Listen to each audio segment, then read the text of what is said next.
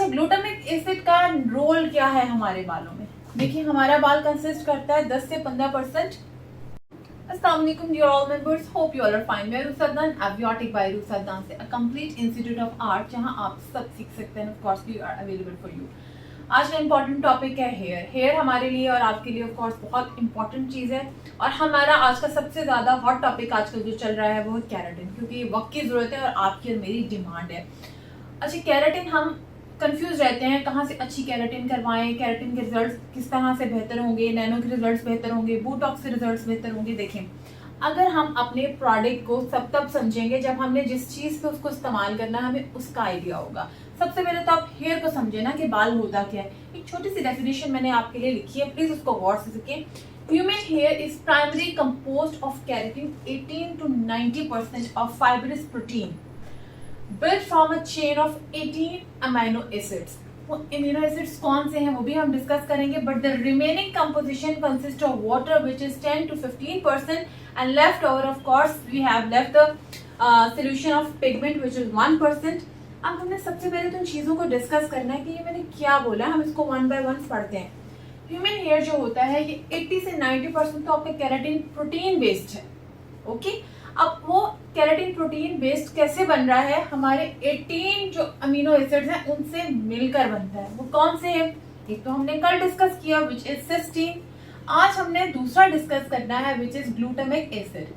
अच्छा, glutamic acid का role क्या है हमारे बालों में? देखिए, हमारा बाल कंसिस्ट करता है 10 से 15% वाटर के ऊपर, रिमेनिंग इज 1 से 9% लिपिड्स यानी ऑयल वगैरह, 1% is pigment of course colour. इन सब पे हमने डिटेल वीडियो बनानी है, आपने गौर से सुननी है, तभी आपको हेयर साइंस समझ में आएगी। ग्लूटामिक एसिड क्या काम करता है? ये आपका मॉइस्चर कंट्रोल कर रहा है, ये मेंटेन कर रहा है आपका मॉइस्चर लेवल, वाटर लेवल।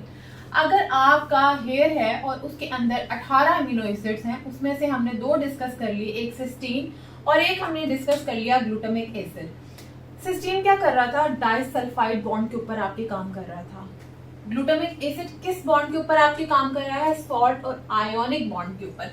यानी अगर आपके बालों का पीएच लेवल चेंज होता है, अगर आपके बालों का पीएच लेवल चेंज होता है तो पीएच लेवल चेंज होने से आपके बालों में ग्लूटामिक एसिड की वजह से असरात होते हैं।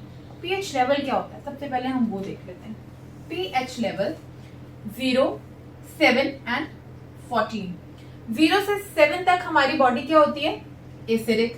7 पे आके क्या होती है? न्यूट्रल। और 7 से 14 पे क्या होती है? अल्कलाइन।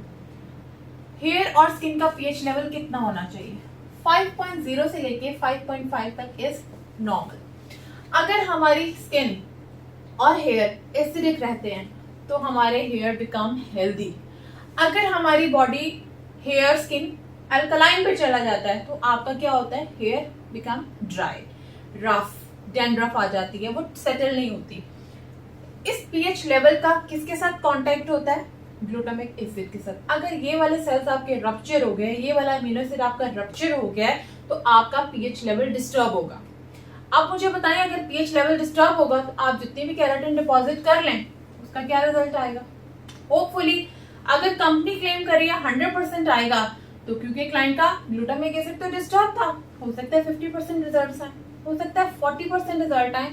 तो हमने ये बात अपने क्लाइंट को भी तो बतानी है और उससे पहले खुद भी तो समझनी है। होपफुली आपको कुछ समझ में आया होगा, लेकिन ये टॉपिक अभी क्लोज नहीं हुआ।